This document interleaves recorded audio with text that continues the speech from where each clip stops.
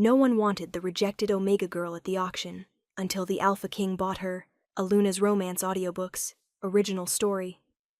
Opening hello, my lovely listeners. This is Luna, and welcome back to Luna's Romance audiobooks, where even the most unwanted can become the most precious. Today's story is going to grip your heart from the very first moment. It's about a girl deemed worthless by everyone who should have protected her. It's about standing on an auction block with no one willing to claim you, until a king sees what everyone else missed. This is No One Wanted the Rejected Omega Girl at the Auction, until the Alpha King bought her. So settle in, maybe grab some tissues, and let me tell you about a woman who thought she had no value, and the king who proved her wrong. Let's begin. Prologue. The auction block was cold beneath my bare feet. I stood in the center of the platform, dressed in the plain white shift all Omegas wore for sale, and tried to keep my chin up despite the humiliation burning through me. Around me, potential buyers walked past without a second glance. Too thin, too plain, too broken. That's what they all saw when they looked at me. And they weren't wrong. Next lot! The auctioneer's voice boomed across the market square. Omega female, age 22. No pack affiliation. Recently rejected by her mate. Recently rejected. The words were clinical, sterile. They didn't capture the devastation of watching Ethan, my fated mate, my childhood love, choose my beautiful younger sister over me. She's damaged goods, someone in the crowd muttered loudly enough for me to hear. A rejected Omega isn't worth the trouble. And she's plain, not even pretty enough to be decoration. I heard her family disowned her after the rejection. Must be something wrong with her. The whispers cut deeper than any physical wound. I'd spent 3 weeks at the Omega auction house, watching other Omegas get purchased, for mates, for servants, for companions. Some went to good homes, others to questionable ones, but they all went somewhere. I was the only one who'd stood on this block day after day with no bids, no interest, nothing. Starting bid is 50 silver, the auctioneer announced without much enthusiasm. He knew no one would pay it. Silence. The crowd shifted uncomfortably. A few wolves laughed. 40 silver? The auctioneer tried again. More silence. I closed my eyes, fighting back tears. This was it. Another day of rejection. Another day of being unwanted. The auction house would keep me another week, then lower the price again. And again, until eventually I'd be given away for free to whoever would take me. Or worse, sent to the labor camps where unwanted Omegas were worked until they broke. 20 silver! The auctioneer's voice was desperate now. Surely someone wants a young, healthy Omega. She's not healthy, someone called out. She's rejected. Her wolf is probably damaged. They were right about that, too. My wolf had retreated deep inside after Ethan's rejection, barely a whisper in my mind. 10 silver! Final offer before we move on! I waited for the inevitable silence. Instead, a voice cut through the crowd, deep, commanding, absolute. 1,000 gold pieces. The entire marketplace went silent. Even I opened my eyes in shock. A man stood at the edge of the crowd. No, not a man. An alpha. The kind that made other alphas bow. He was tall, well over 6 feet, with broad shoulders, and the kind of presence that demanded attention. Dark hair, sharp features, and eyes the color of ice, pale blue that seemed to glow in the afternoon sun. He wore expensive clothing, black on black, clearly tailored, with a silver wolf emblem at his collar that I recognized. The royal crest. Your Majesty! The auctioneer nearly fell over himself bowing. We didn't know you were attending today's auction. Clearly. The man's icy gaze never left me. I made an offer. Do you accept? Of course. But Your Majesty, are you certain? This Omega is mine. The single word carried such possessive authority that several wolves in the crowd actually stepped back. Now complete the sale before I reconsider, and take her anyway. The auctioneer scrambled to comply, and within minutes, ownership papers were signed and gold changed hands. The Alpha King of the Northern Territories had just bought me, for a fortune, and I had no idea why. He climbed the steps to the auction block, his movements fluid and predatory. Up close, he was even more intimidating, and breathtakingly handsome in a cold, harsh way. "Can you walk?" he asked, his voice gentler than I expected. I nodded, not trusting my voice. "Then come, we're leaving." "Wait, I don't understand. Why did you—" "Because no one else would." His ice blue eyes met mine. "And because you're mine. I don't even know you." "You will." He offered his hand. "My name is Riker Frost, Alpha King of the Northern Territories. And you are?" "Lyra." My voice came out barely above a whisper. "Lyra Thorne." "Lyra." He said my name like he was tasting it. "Are you coming willingly, or do I need to carry you?" Pride made me straighten my spine. "I can walk." "Good." His hand settled on my lower back, warm despite his name. "Let's go home." As we walked through the crowd, I heard the whispers. The Alpha King bought the reject? Why would he waste a fortune on her? She must have some hidden value we don't see. I wondered the same thing, because I knew I had no value.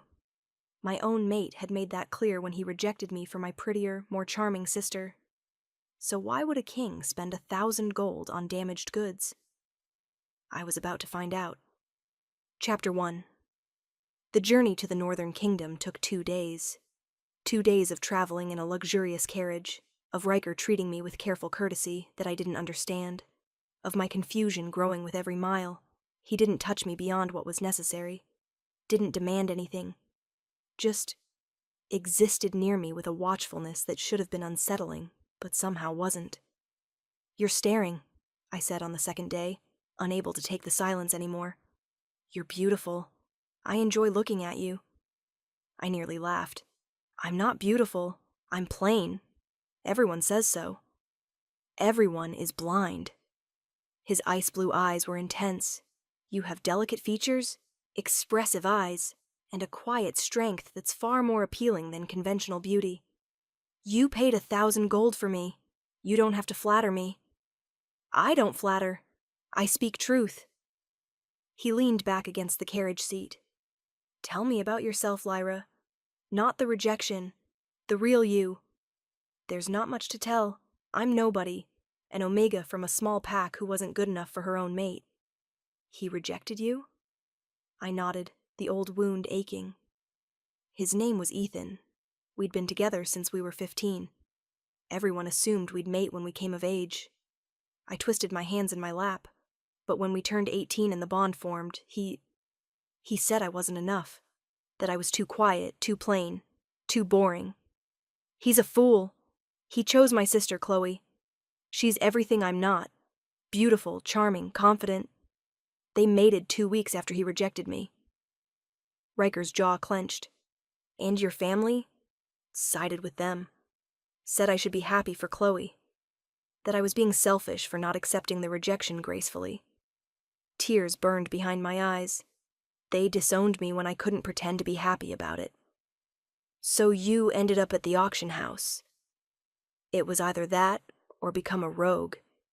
At least at the auction house I'd have shelter and food." I looked at him. "But no one wanted me. For 3 weeks I stood on that block day after day, and no one bid. Not once. Then they were all fools." His hand found mine, and electricity shot through me. "But their loss is my gain." I stared at our joined hands. "Why did you buy me? You're a king. You could have anyone. Why waste a fortune on a rejected omega no one wanted?" "Because the moment I saw you standing on that block, trying so hard to be strong despite how they'd broken you, I knew." "Knew what?" "That you're mine." His thumb stroked over my knuckles. "That the goddess sent me to that auction specifically to find you." My breath caught. "You think I'm your mate?" "I know you are. I felt it the moment I saw you." His ice blue eyes held mine. "But I know you're wounded. I know you need time. So I'm not demanding anything. Just asking for a chance to prove I'm nothing like him." I don't know if I can do this. Trust again. Love again. Then don't. Not yet. He brought my hand to his lips, pressing a gentle kiss to my knuckles. Just exist.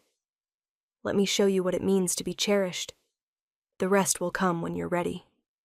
And if I'm never ready, then I'll cherish you anyway. His certainty was absolute. You're my mate, Lyra. Whether you accept it today or 10 years from now, that doesn't change. I'll wait. I should have been skeptical. Should have built walls to protect my shattered heart. But his scent, snow and pine and something wild, wrapped around me like a promise. And my damaged wolf stirred for the first time since the rejection, cautiously interested. Maybe, just maybe, this could be real. We arrived at the northern palace as the sun set. I gasped at my first sight of it. Built from pale stone that seemed to glow in the fading light, the palace was nestled against snow-capped mountains. Ice sculptures lined the approach, and everything sparkled like a winter wonderland. It's beautiful, I breathed. It's home. Riker helped me from the carriage. You're home now, if you'll accept it. Staff members lined the entrance, bowing as we passed. Their curious glances at me were obvious, but no one said anything disrespectful. A woman with silver hair and ice-blue eyes like Riker's rushed out. You're back. I was so worried when you left without telling anyone. She stopped, seeing me. Oh, and you brought someone. Mother, this is Lyra. My mate. Riker's arm settled around my waist. Lyra, this is Queen Mother Alara. His mother's eyes widened. Then she smiled warmly. Your mate. Finally. She pulled me into a hug before I could react. Welcome, dear. I'm so happy to meet you. I stiffened automatically. Touch still felt dangerous, unpredictable. Alara released me immediately. I'm sorry. Too much too soon. I just get excited. She beamed at Riker. Where did you find her? An auction in the Southern Territories. Her smile faltered. An auction? Riker, what? I'll explain later. His hand squeezed my waist gently. Right now, Lyra needs rest and food. She's had a difficult few weeks. Of course, I'll have the staff prepare the Luna suite. Alara's warmth returned. Come, dear, let's get you settled. She led me through marble halls to a suite that was larger than my entire childhood home. This is too much, I protested. Nonsense. You're the future queen. This is exactly right. She gestured around. Bedroom, bathroom, sitting room, private balcony. Everything you need. And Riker's suite is through that connecting door, though he won't use it without permission. He really bought me at an auction, I said quietly. We're not actually mates. He just felt sorry for me. Oh, sweetheart. Alara took my hands. My son doesn't do pity, and he certainly doesn't spend 1,000 gold on it. If he says you're his mate, you are. But I've already been rejected by one mate. How can I be someone else's mate, too? Sometimes the first bond is false, the goddess's way of testing us before sending our true mate. Her smile was gentle. Give him a chance. I think you'll find he's worth it. After she left, I explored the suite in wonder. The bathroom had a tub large enough to swim in. The closet was filled with beautiful clothes in my size. The balcony overlooked mountains and forests that stretched for miles. A knock at the connecting door made me turn. Riker stood in the doorway. May I come in? It's your palace. It's your room. I need permission. He waited until I nodded. How are you finding everything? It's overwhelming. I don't belong here. You belong exactly here. With me. He crossed to me. Lyra, I know this is all moving fast. I know you're scared and confused, but I need you to know something. What? I bought you from that auction because the thought of leaving you there, unwanted, unvalued, was unbearable. But I'm keeping you because you're my mate. My choice. My future. His hands framed my face gently. Give me time to prove it. Why do you want me? I'm damaged, broken. My own mate didn't want me. He wasn't your mate. He was a mistake the goddess allowed so you'd be free when I found you. Riker's thumb brushed away a tear I didn't know had fallen. You're not damaged, you're wounded. There's a difference, and wounds heal. What if mine don't? Then I'll love you wounded. His certainty stole my breath, but they will heal, because you're stronger than you know.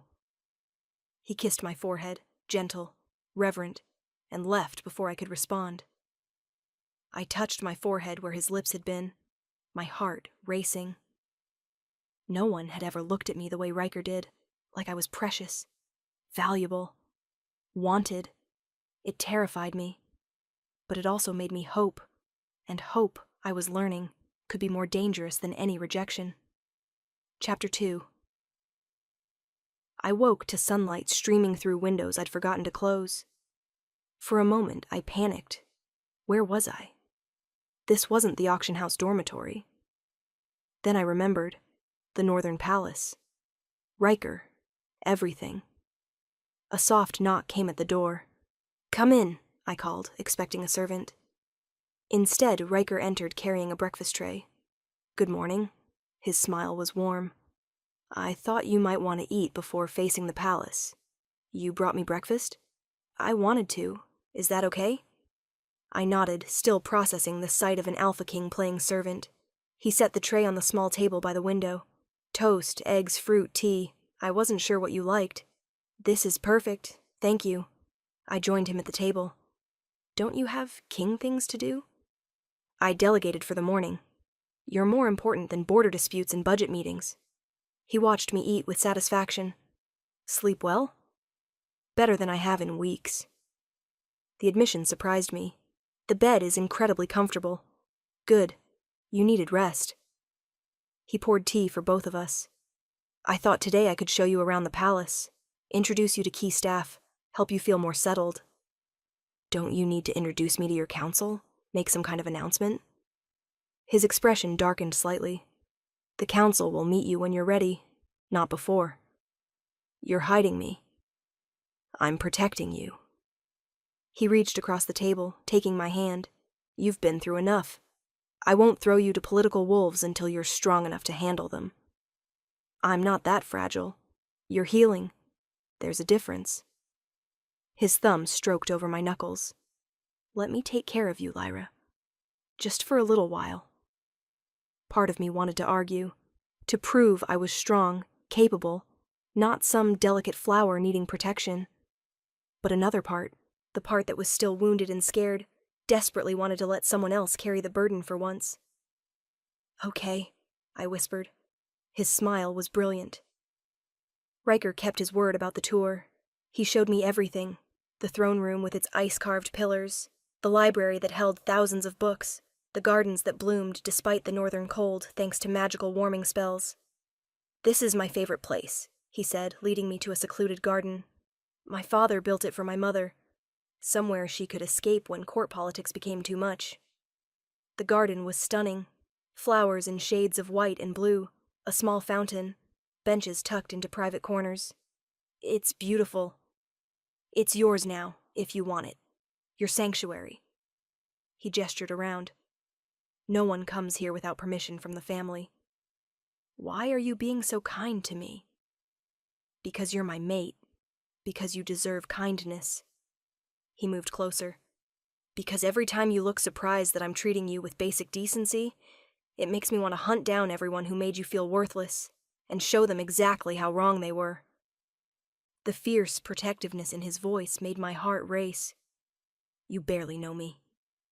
"I know enough. I know you're stronger than you think. I know you survived rejection and abandonment and still managed to keep your kindness intact." His hand cupped my face. "I know when you smile. Really smile. It's like the sun breaking through clouds." "Riker, I know I'm pushing. I'm sorry. He stepped back, giving me space. "I've been waiting my whole life for my mate. Now that I've found you, it's hard to contain how I feel." "What do you feel?" "Like I'd burn down the world to keep you safe. Like your happiness matters more than anything. Like He stopped himself. Like I'm falling in love with you faster than I probably should. My breath caught. You don't love me. You don't know me. Then let me know you. His ice blue eyes were intense. Tell me everything. Your favorite color. Your dreams. What makes you laugh? What makes you cry? Let me learn every part of you. Why? Because you're mine, Lyra, and I take care of what's mine. The possessiveness should have bothered me. Should have felt suffocating after Ethan's controlling behavior. Instead, it felt safe, like having someone in my corner for the first time in my life. My favorite color is purple, I heard myself say. I dream of having a small cottage with a garden.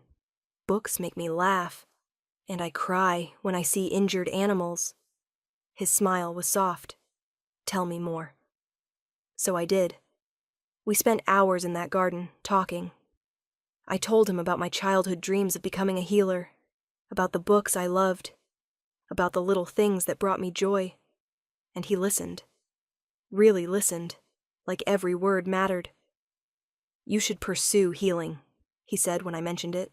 The palace has an excellent medical wing. I'm sure they'd welcome your help. I'm not trained. Then we'll train you, whatever you want, Lyra. Whatever makes you happy. Why do you care about my happiness? Because your happiness is my happiness. He pulled me closer. I know that sounds impossible. We just met. But the mate bond, it's already forming.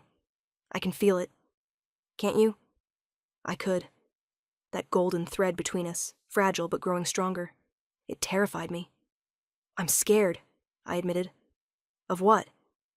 Of trusting you, of letting myself hope, of getting hurt again. Then don't trust me yet. Don't hope yet. Just exist with me. Let me show you through actions what my words promise. His forehead rested against mine. I'll earn your trust, Lyra. However long it takes. Looking into his ice blue eyes, I wanted to believe him. Wanted to think this could work. But my shattered heart whispered, everyone leaves. Everyone hurts you. Don't forget. I just had to figure out which voice to listen to. Chapter 3. The next week passed in a blur of learning to navigate palace life. Riker introduced me to key staff members, the head housekeeper, the chef, the guards. Everyone treated me with respect, though I caught curious glances. The king's mysterious mate, bought from an auction. The whispers followed me everywhere. Don't listen to them, Alara advised one afternoon over tea. They're just curious. Give them time to know you. What if they're right to question? What if I don't belong here? Oh, sweetheart, she squeezed my hand. You belong wherever my son says you belong. And he's been quite clear. You're his mate, his queen. End of discussion. But I'm nobody, a rejected Omega from a small pack. You're Lyra, Riker's mate, future queen of the Northern Kingdom. That's not nobody. I wanted to believe her, but years of being told I wasn't enough had left deep scars. That evening, Riker found me in the library. There you are. I've been looking for you. Sorry, I got lost in a book. I showed him the medical text I'd been reading, learning about healing herbs. You're serious about the training? He sounded pleased. You said I could pursue it. I want to be useful. You're already useful. You make me smile. You remind me there's more to life than politics and border disputes. He pulled me to my feet. Come with me. I want to show you something. He led me through the palace to a wing I hadn't explored yet. This was supposed to be the Queen's wing, he explained. My mother designed it but never completed it after my father died. I thought, if you want, we could finish it. Make it yours. The wing was beautiful, even incomplete. Large windows, unfinished frescoes, rooms that could become anything. A healing clinic, I breathed, seeing the potential. We could make it a healing clinic, for pack members who need care. We could make it whatever you want. His arms wrapped around me from behind. This is yours, Lyra. Your space, your purpose, your legacy. You'd really let me turn part of the palace into a clinic? I'd help you build it. He nuzzled my neck, and I shivered. Whatever you dream, I'll make it reality. No one had ever offered me that before. The freedom to choose, to dream, to build something of my own. Thank you, I whispered. Thank you for letting me give you this. He turned me to face him. Can I kiss you? My heart raced. We'd shared small touches, gentle affection, but nothing more. Why are you asking? Because I need your permission, your enthusiastic consent. Anything less is unacceptable. The contrast to Ethan, who'd taken what he wanted without asking, was stark. Yes, I breathed. You can kiss me. He did, slowly and gently, like I was precious. The mate bond flared between us, warm and perfect. When we pulled apart, I was breathless. That was just the beginning. His ice blue eyes glowed. If you'll let me, I'll spend the rest of my life showing you how you should have been treated all along. I kissed him again, and for the first time since the rejection, I felt hope. Real, genuine hope that maybe this could work. Construction on the healing clinic began the next week. I threw myself into the project, working with palace healers to design the space, ordering supplies, learning everything I could. It felt good to have purpose again, to be building something instead of just existing.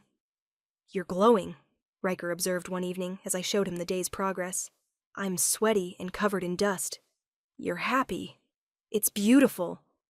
He pulled me close despite my protests about being dirty. I love seeing you like this. Like what? Alive, passionate, yourself. He kissed my dusty forehead. This is the Lyra the goddess meant you to be, not the broken Omega that fool rejected. I'm still broken. You're healing. There's a difference. His hand found mine, and you're mine. My strong, brilliant, beautiful mate. You're biased. Absolutely, he grinned, biased and proud of it. We'd fallen into a comfortable routine. Days spent working, me on the clinic, him on kingdom matters. Evenings together talking and learning each other. Nights in separate rooms still, but growing closer emotionally. The mate bond strengthened daily. I could feel his emotions now. His pride when I accomplished something. His contentment when we were together. His fierce protectiveness when anyone dared question my place. And slowly, carefully, I was falling for him. Until everything changed. A visitor arrived at the palace gates. Your Majesty, a guard reported during dinner. There's an alpha here demanding to see you. Says he's from the Crescent Pack. Crescent Pack. My old pack. My blood turned to ice. Tell him I'm not available, Riker said coldly. He says he won't leave until he speaks with the Luna. The guard looked uncomfortable. About a private matter. Riker's eyes blazed. What private matter? He wouldn't say, but Your Majesty, he's quite insistent. I set down my fork, my appetite gone. It's Ethan, my ex-mate. It has to be. He has no right to be here. Let me see him. The words escaped before I could stop them. I need to know why he came. Lyra, please, I need closure. I need to face him and show him I've moved on. Riker looked torn. Finally, he nodded. Fine, but I'm staying with you. And if he so much as looks at you wrong, I'm throwing him out personally. We met Ethan in a formal receiving room. He looked the same, handsome, confident, arrogant. But seeing him didn't hurt the way I expected. Lyra, his eyes raked over me. You look different. Hello, Ethan. My voice was steady. Why are you here? I came to bring you home. Your family misses you. I miss you. I nearly laughed. You rejected me, chose my sister. You don't get to miss me. I made a mistake. He stepped closer. Riker growled, and Ethan paled, but continued. Chloe isn't. She's not you. I realize that now. Come home. We can fix this. There's nothing to fix. You rejected me. I accepted. It's done. But I heard you found some king willing to buy you. Is that really better than coming home? To wolves who know you. Wolves who abandoned me, I corrected. And yes, being with someone who values me is infinitely better than returning to people who threw me away. You can't be serious. Lyra, you're Omega. You need a pack. A mate. She has a mate, Riker said coldly. Me. Ethan looked between us. You mated an Alpha King? How? You're nobody. Watch your tone. Riker's voice dropped to a lethal purr. You're speaking about my mate. My queen. Show respect or leave. I don't believe this. Lyra, this is insane. You can't actually think. I think you need to leave. I stood, feeling stronger than I had in months. You made your choice, Ethan. You chose Chloe. Now I've made mine. I choose Riker. I choose this life. I choose myself. You're making a mistake. The only mistake I made was loving you. I moved to Riker's side. Guards, please escort Alpha Ethan from the palace. He won't be returning. As guards led him away, still protesting, I felt a weight lift from my chest. Are you okay? Riker asked softly. I'm perfect. And I meant it. He doesn't affect me anymore. It's real. And he can't touch it. Riker pulled me into his arms, holding me close. I'm so proud of you, he murmured. You were magnificent.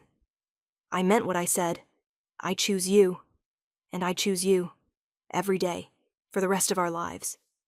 He kissed me deeply, and I felt the last piece of my shattered heart click into place.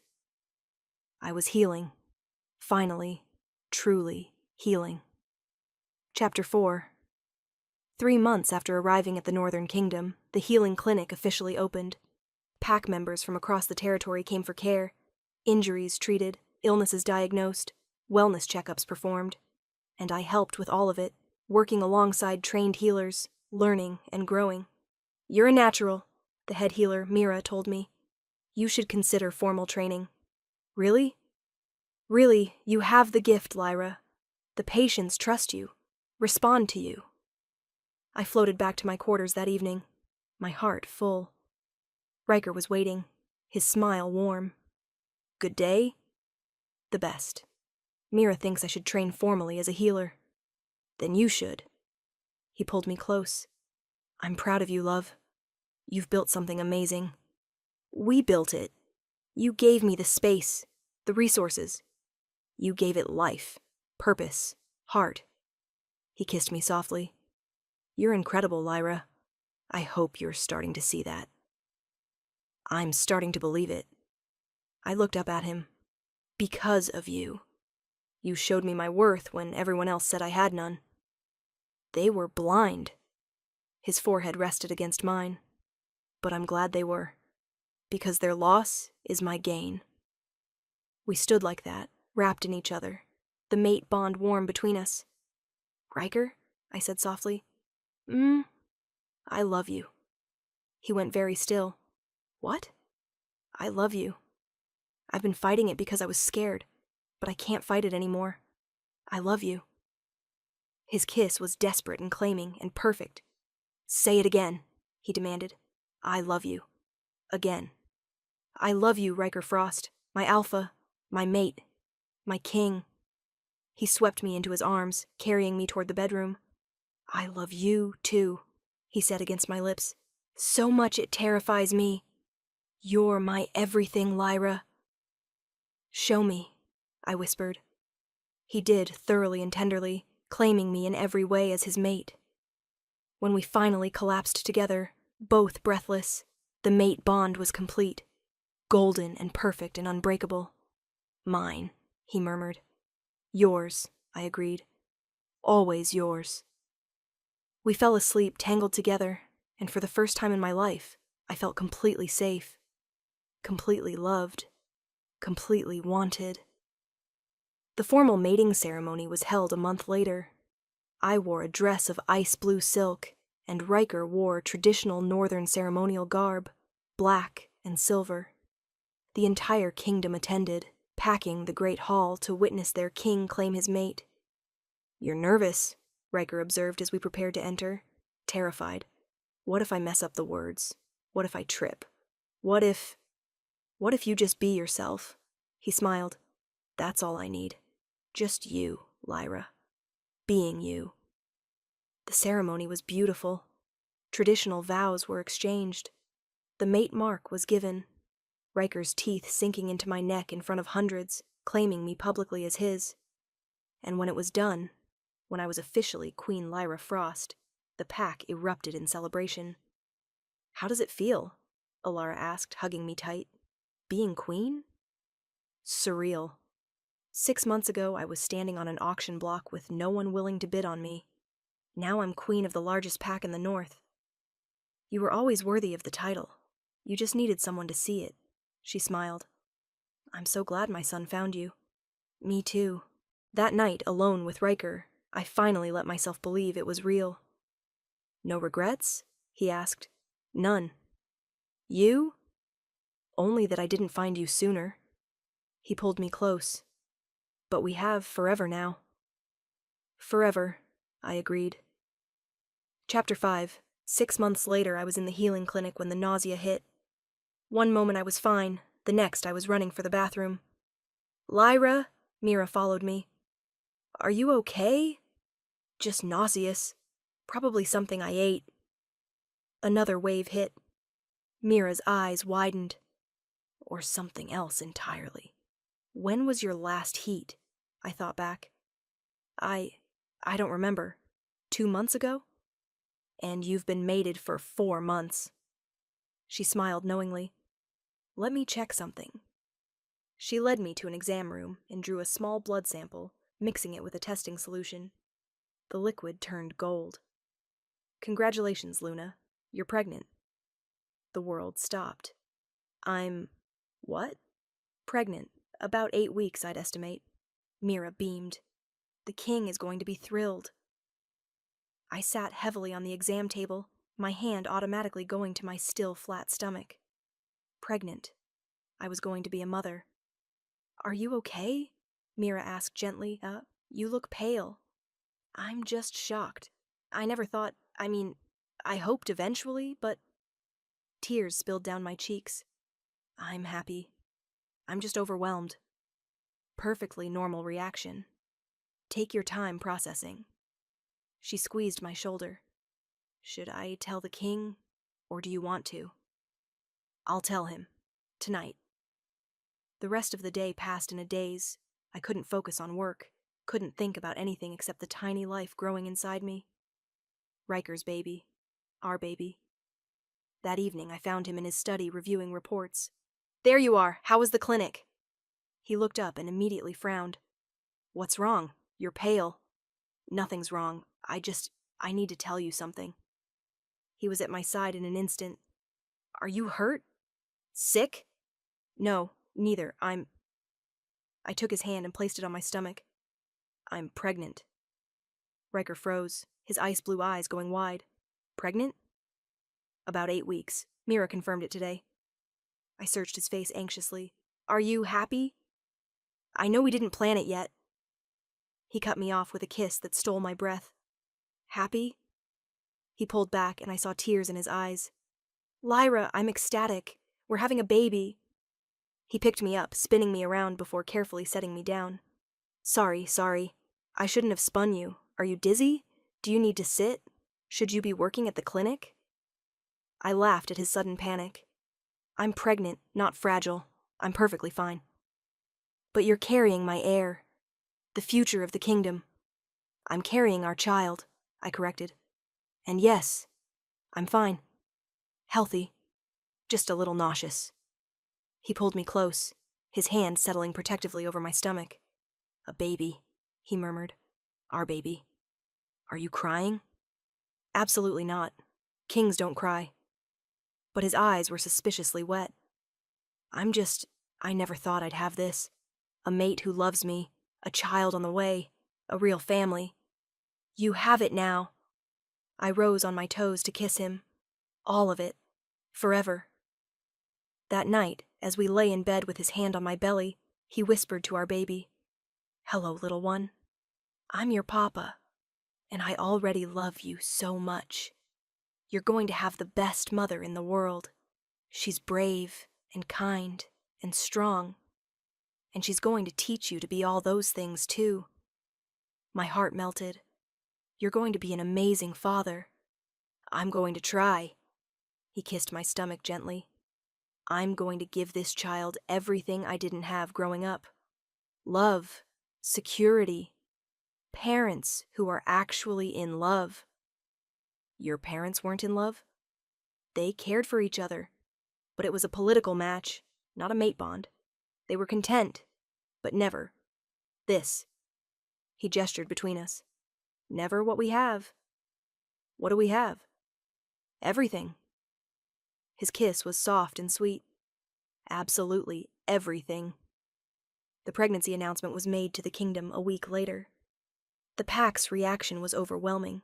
Celebrations, gifts, well wishes from across the territories. Alara cried happy tears when we told her. A grand baby! Oh, I'm going to spoil them rotten!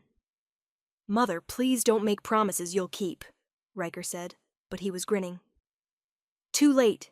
I'm already planning the nursery. She was true to her word.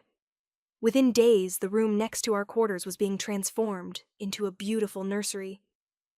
But not everyone was happy about the news. 3 months into my pregnancy, word reached us that Ethan had heard about it. He's apparently furious, our spy network reported. Claims the child should have been his, that you stole his mate. Riker's expression was murderous. If he comes near you again? He won't, I said calmly, my hand on my swelling belly.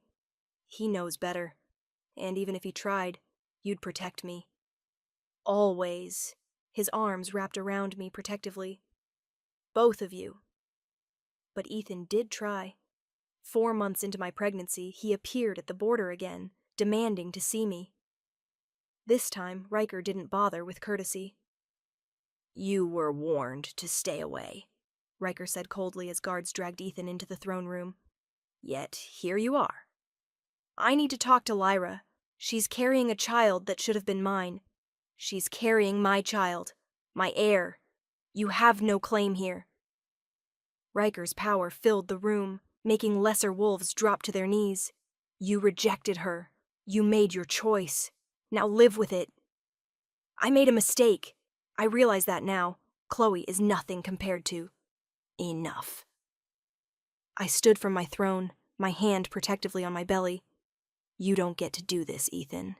You don't get to decide I'm worth something now that I'm happy. Now that someone else values me. Lyra, please. I loved you once, completely. You were my whole world.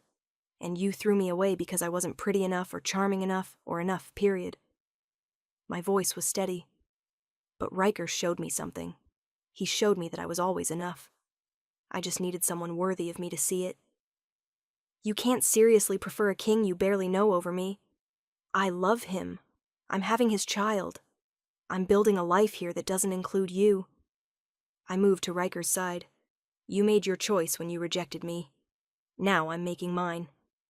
Guards, remove him. And make it clear. If he returns, it's an act of war. As they dragged him away, still protesting, I felt peace settle over me. That was incredible, Riker said softly. That was closure. I leaned into him. He doesn't affect me anymore. You're my present and my future. He's just a bad memory. Good. He kissed the top of my head. Because you're mine, and I don't share. Chapter 6. The pregnancy was easier than I expected. Some morning sickness in the first trimester, but after that I felt great. Strong. Energized. I continued working at the clinic well into my second trimester, only stopping when Riker and Mira both insisted I needed rest. You're 7 months pregnant with an alpha heir, Mira said firmly. You need to slow down. I'm fine. You're tired, I can see it. She guided me to a chair. Let the other healers handle things for a while. Rest, prepare for the baby. Reluctantly, I agreed. Riker was thrilled. Finally, I've been trying to get you to rest for weeks. I don't like being idle. Then don't be idle. Read, plan the nursery, let me pamper you. His hands settled on my swollen belly. How are they doing today? Active, kicking constantly. I think they're going to be a fighter like their father. Or strong-willed like their mother. He knelt, speaking directly to my belly. Hello, little one. Are you behaving for Mama? Or are you making her life difficult? A strong kick answered him. I laughed. I think that's a yes to making life difficult. That's my child. He kissed my stomach gently. I can't wait to meet you. At 8 months, we found out we were having twins. Twins? I stared at the healer in shock. 2 heartbeats. 2 babies. Congratulations, Your Majesties. Riker looked like he might faint. 2. We're having 2. Apparently twins run in my family, I said. My grandmother had twins. This is amazing and terrifying. He sat down heavily. We need 2 of everything. We can afford it. That's not the point. I'm barely prepared for 1 baby, and now there are 2.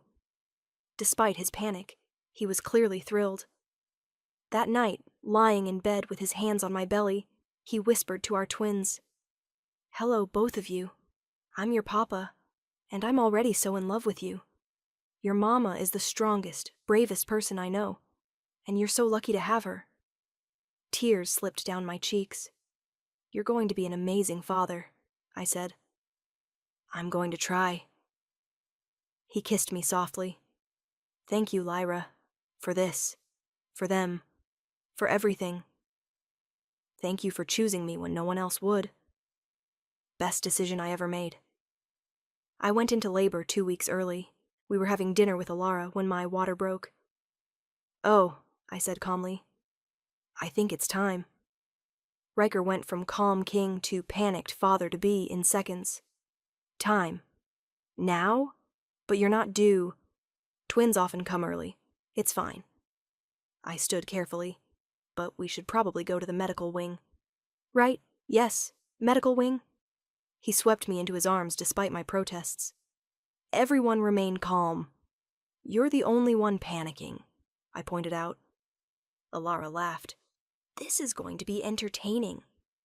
The labor was long, intense. 18 hours of pain that made me seriously question my life choices. But Riker was there the entire time, holding my hand, coaching me through breathing, telling me how strong I was. I can't do this, I sobbed during a particularly brutal contraction. Yes, you can. You're the strongest person I know. He kissed my forehead. Just a little more, love. You've got this. Finally, Mira said the words I'd been desperate to hear. It's time to push. 20 minutes later, our first baby was born. It's a boy, Mira announced, placing the tiny crying bundle on my chest. I looked down at my son. Dark hair, ice blue eyes, like his father. Absolutely perfect. He's beautiful, I sobbed. Just like his mother, Riker said, tears streaming down his face. 8 minutes later, our daughter arrived. And a girl.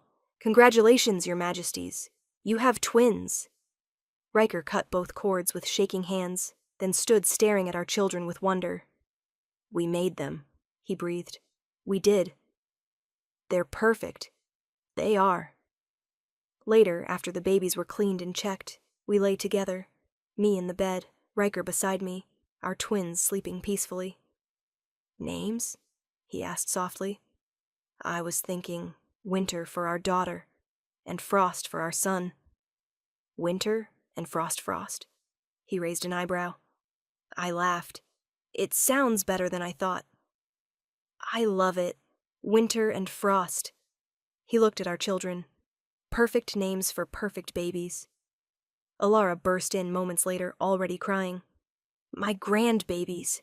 Let me see them. She cooed over the twins, tears streaming down her face. They're gorgeous. Both of them. Over the next hours, pack members came to pay their respects to the new heirs. Even the council members who'd been skeptical about me seemed genuinely happy. That night, alone with Riker and our sleeping twins, I thought about the journey that had brought me here. A year ago, I was standing on an auction block, I said softly. No one wanted me. No one bid. I thought my life was over. And now? Riker asked. Now I'm queen of the Northern Kingdom. I have a mate who loves me, and I'm a mother to 2 perfect babies. Tears spilled down my cheeks. How did I get this lucky? You didn't get lucky. You got what you deserved all along. He kissed me softly. Love, family, a place to belong. Thank you for buying me when no one else would, for seeing my worth when I couldn't see it myself.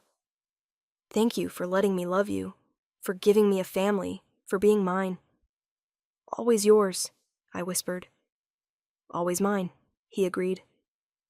We fell asleep with our children between us, our family complete. Chapter 7, 2 years later. Mama, Frost took my toy. Did not. Did too. I looked up from the medical report I was reviewing to see my 2-year-old twins arguing over a stuffed wolf. Let's use our words, I said calmly. Winter, did you ask to share? My daughter, already showing alpha tendencies, crossed her arms. He doesn't share. Did you ask nicely? No. And Frost, did you take without asking? My son's ice blue eyes filled with tears. I wanted to play. I know, sweetheart, but we ask first. I knelt to their level. How about you both play together? Fine, Winter grumbled. Crisis averted, I returned to my work. The healing clinic had expanded significantly. We now had 5 healers on staff, seeing hundreds of patients monthly. And I was the head healer, officially trained, certified, respected. You're glowing, Riker observed, appearing in the doorway. I'm sweaty and covered in medical supplies. You're happy. It's beautiful. He pulled me into his arms. How's the clinic? Busy. Good, I love it. And how are our little terrors? Currently fighting over toys. Again. He laughed. They get that from you. They get everything from you. The stubbornness, the ice blue eyes. The intelligence and kindness are all you. He nuzzled my neck. Speaking of which, I have news. Good news or bad news? Good. The council has approved funding for 3 more healing clinics across the territory. They want you to oversee all of them. Really? Excitement bubbled up. That's incredible. You've proven that accessible healthcare improves pack strength and loyalty. They'd be fools not to expand the program. His pride was evident. My brilliant queen, changing the kingdom 1 clinic at a time. Our kingdom. We're partners in this. Always. He kissed me softly. Now come on. Mother's been asking to see the twins, and if we don't bring them soon, she'll storm the healing clinic herself. We gathered our children and headed to Alara's quarters. She doted on Winter and Frost, spoiling them shamelessly. You're going to turn them into monsters, I said as she gave them their 3rd cookie. That's my right as their Nona. She beamed at the twins. Besides, they're perfect angels. Biased much? Absolutely, and I regret nothing. That evening, after the twins were in bed, Riker and I sat on our balcony, watching the stars. Do you ever think about it? He asked. About where you'd be if I hadn't gone to that auction? Sometimes, but not with regret. I leaned into him. If you hadn't bought me, someone else eventually would have, or I'd have ended up in the labor camps. Either way, I never would have found this. Found you. The goddess works in mysterious ways. She does. And I'm grateful for every twist of fate that brought me here. I looked up at him. Even the rejection. Even the pain. Because it led me to you. I'm grateful, too, for walking into that auction, for seeing you when no one else did, for being stubborn enough to bid a fortune on an Omega no one wanted. Best 1,000 gold you ever spent? Without question. He kissed me deeply. You're worth more than all the gold in the kingdom, Lyra. You always were. We sat together in comfortable silence, the mate bond warm between us. I thought about that girl on the auction block, broken, unwanted, certain she had no value. She had no idea what was waiting for her. A king who would see her worth when no one else could. A kingdom that would respect and value her. Children who would love her unconditionally. And a happiness beyond anything she'd ever imagined. Chapter 8. 3 years later. The 5th anniversary of the Healing Clinic Network was a huge celebration. All 5 clinics across the Northern Kingdom had thriving programs, serving thousands of PAC members annually. "You should be proud," Mira said as we surveyed the festivities. "You've changed healthcare across the entire territory. We've changed it. This was never just me. But it started with you, your vision, your determination." She smiled. "You're an inspiration, Luna." After the celebration, I found Riker in his study. "There you are. How was the anniversary party?" "Wonderful. Overwhelming. Emotional." I sat on his lap. "I can't believe it's been 5 years. 5 years since I brought you home from that auction. Best decision I ever made." His arms wrapped around me. "You've built something incredible, Lyra. Changed countless lives. I had help. You gave me the resources, the support. You gave it heart, soul, purpose." He kissed my neck. "I'm so proud of you. I'm proud of us, of what we've built together." Winter and Frost, now 5 years old, burst into the study. "Mama, Papa, can we go to the lake?" "It's almost bedtime. Please." They both gave us identical pleading looks. Riker and I exchanged glances. "Fine," I relented. "But only for an hour." Their cheers made us both laugh.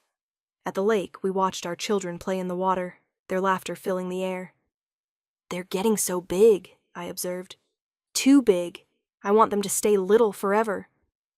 Riker pulled me close. "But I'm excited to see who they become. Strong like their father, kind like their mother, perfect like both their parents." He grinned at my eye roll. Winter ran up, dripping wet. "Mama, Frost says he can swim faster than me, but I'm faster. Why don't you both race and find out?" They ran off to race, arguing the whole way. "They definitely get the competitiveness from you," I said, "and the stubbornness from you." He nuzzled my neck. "Want to make another one?" I turned to look at him. "Another baby?" "Why not? I think our family could use one more." His hand settled on my stomach. "What do you say? Want to give Winter and Frost a little sibling?" I thought about it, about sleepless nights and dirty diapers, and the chaos of newborns, and about the joy, the love, the completeness of our family. "Yes," I said. "Let's have another baby." His kiss was joyful and claiming. "I love you, Lyra Frost. My queen, my mate, my everything. I love you too. Forever." As we watched our children play under the setting sun, I sent up a prayer of gratitude for the rejection that had freed me to find my true mate, for the auction that had seemed like the end, but was actually the beginning, for the king who'd seen my worth when no one else would, and for this beautiful life we'd built together, fuller and richer than anything I'd ever imagined. No one had wanted the rejected Omega girl at the auction, but the Alpha King had bought her. And in doing so, he'd given her the world. Epilogue 5 years later. The royal family portrait was being painted. "Mama, do I have to sit still?" Winter, now 10, squirmed in her seat. "Yes, sweetheart, just a few more minutes." "But I'm bored." "Me too," Frost chimed in. "And me," our 5-year-old son, River, born a year after that conversation at the lake, added. "And me," our 3-year-old daughter, Snow, echoed. I looked at Riker helplessly. 4 children. 4 strong-willed, energetic children. He grinned. "Children, if you sit still for 5 more minutes, we'll go riding after. Deal?" "Deal!" all 4 chorused. The promise of horses was enough to get them to settle. I looked at our family, Riker beside me, our 4 children finally sitting still, and thought about the journey that had brought us here. "Perfect," the artist said. "That's exactly what I needed. You're free to go, Your Majesties." The children bolted immediately, already arguing about who would ride fastest. "They're a handful," Alara observed, smiling. "They're perfect," Riker said, pulling me close. Later, watching our children ride through the palace grounds, I felt overwhelming gratitude. "What are you thinking?" Riker asked. "That 10 years ago, I was standing on an auction block with no one willing to bid on me. I thought my life was over. And now? Now I'm queen of the Northern Kingdom. I run a network of healing clinics. I have 4 beautiful children and a mate who loves me unconditionally. Tears filled my eyes. How did I get this lucky? You didn't get lucky. You got what you deserved all along. Love, respect, a place to belong. He kissed me softly, and I got lucky. Finding my mate, building this life with you. I love you, I whispered. I love you too. Always. As our children's laughter rang through the air, I thought about that broken Omega girl who'd believed she was worthless. She'd been wrong. She'd always had value. Always been worthy of love. She just needed someone to see it. And the Alpha King had. He'd bought her when no one else wanted her, and given her a kingdom of love in return. Closing. And there we have it, my lovely listeners. Lyra's journey from being unwanted and rejected to discovering she was precious beyond measure. This story is for anyone who's ever stood alone, feeling like nobody wanted them. For anyone who's been rejected, abandoned, or told they weren't good enough. Your worth is not determined by who chooses you. It's inherent. It exists simply because you exist. Lyra stood on that auction block for 3 weeks with no bids. She'd been rejected by her mate, abandoned by her family, discarded by everyone who should have protected her. She thought she was worthless. But Riker saw what everyone else missed. He saw her strength, her kindness, her value. And he paid a fortune for the privilege of loving her. Because true love sees worth where others see flaws. It chooses you when others won't. It proves through actions that you were always deserving. You just needed someone worthy of you to see it. If you loved Lyra and Riker's story, please hit that like button and leave a comment. What was your favorite moment? The auction scene? The confrontation with Ethan? That beautiful epilogue with their 4 children? I want to hear from you. And here's a sneak peek at our next tale. Sold to the cruel Alpha, he doesn't know I'm carrying his enemy's child. Oh yes, darlings, we're diving into forbidden pregnancy with dangerous secrets and an Alpha who's about to discover everything he thought he knew was wrong. Until then, this is Luna, reminding you that you are wanted, you are valued, you are worthy of love, even when it doesn't feel like it. Sometimes you just have to wait for the right person to see it. Sweet dreams and worthy listening, my loves.